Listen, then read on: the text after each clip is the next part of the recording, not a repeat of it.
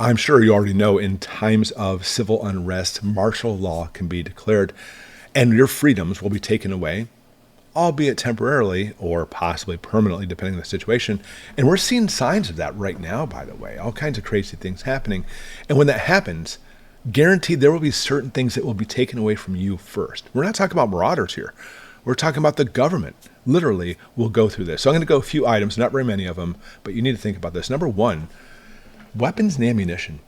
This is not speculation. Historically, this has been proven. Like Hurricane Katrina, when it hit New Orleans, they declared I don't know if they actually declared martial law, but if they did, even if they didn't, they confiscated people's weapons, firearms, illegally, mind you. And there's actually lawsuits going on right now because of this. So, I mean, hopefully our government system will work after the fact and you can sue their butts off. But, if it's bad enough, there will be no legal system after, because when we talk about martial law, the military is in charge.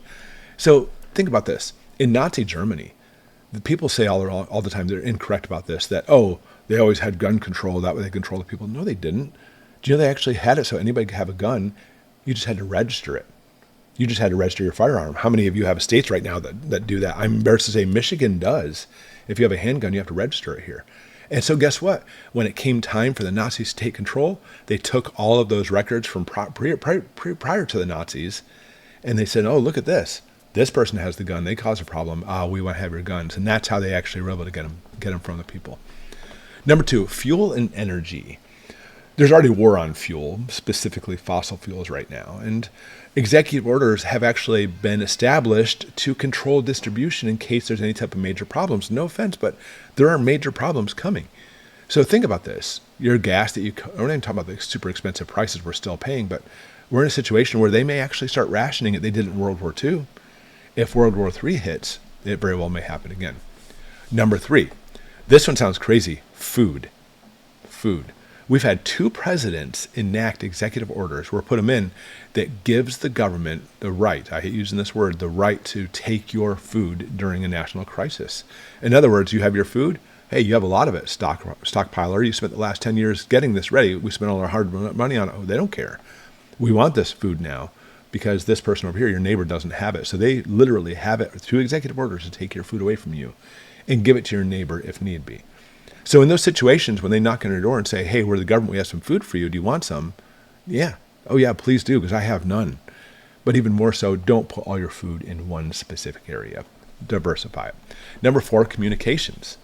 It's interesting. I talked to preppers up here in Michigan. I use that term very loosely if you want to read between the lines. And they say their method of communication is through radios and ham radios and walkie-talkies or even cell phones. And I'm like, you realize that's not going to work if we're talking about some kind of government control, right? Because our military can easily jam any type of ham radios or walkie-talkie signals. They'll shut down your cell phones. Good luck with that.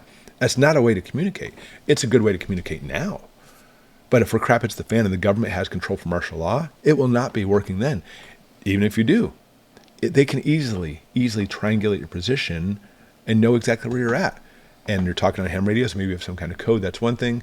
But I don't care if they talk about, people say, you have to have a license. The government's not going to come knocking on their door right now and say, hey, I heard you on the radio without a license. They rarely do that. But when the time comes, for sure they'll do that. And they'll do everything they can, not because of your radio, but because of what you stand for. Because you're a prepper, you have the food, you have weapons, etc. So it's kind of like a trap. Keep that in mind. They try to look at all the different things to be able to jam it. So what can you do? Number 1, you don't keep all of your stuff in one place. You diversify. You put some here, kind of hide some things. Number 2, you need to diversify your food storage, specifically in your pantry. Maybe you have a shed, maybe you have a basement, whatever. You need to look for other places to keep that food as well. You want to spread it out. Again, we're not even talking about marauders. We're talking about the government here. You need to look at fuel alternatives, solar generators, wood, hand tools. I have an electric bike. It's fantastic in case gas prices go way up. I can still go to the grocery store. Very good. You need to have backup communications. And I'm not talking about other radios. I'm talking about local networks, your community. You need to get with them and say, listen, if we have a problem, we'll call by cell phone. Cell phone doesn't work, this radio. If we can't do either, we're going to meet at these times at this place to be able to go whatever we need to. That goes way old school spycraft and how it was done. And then lastly, of course, that comes into having a very big community strength. A single household is easy to break, by the way, but a network is very resilient. And that's how we've always seen it throughout history. So martial law isn't just a possibility, it's in their playbook. It's been used throughout history countless times in America.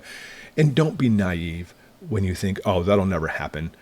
That's crazy. You know how many times it has happened in America? And you think it won't happen again? Absolutely insanity. And you are literally just gambling away all your rights. So will you be ready when the time comes? Will you be ready when it comes to your town? Because it's a very real possibility. Put in the comments below, what are you doing to prepare for this, just in case it does happen in our lifetime? Thanks for watching, everybody. As always, we will see you next time.